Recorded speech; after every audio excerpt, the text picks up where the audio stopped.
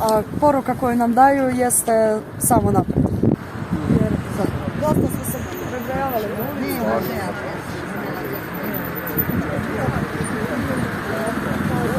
Izvolite.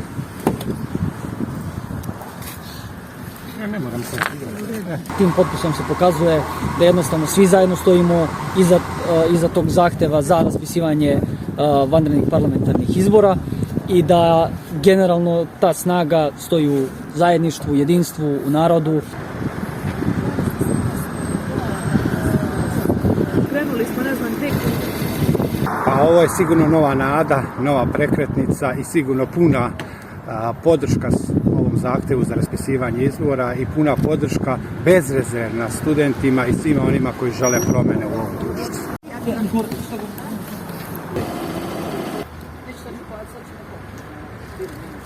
Podaci se čuvaju, sigurni su na bezbednom, samo će se koristiti za one građane koji su dali saglasnost da žele da imamo kontakt sa njima. Tako da samo napred idemo do pobjede.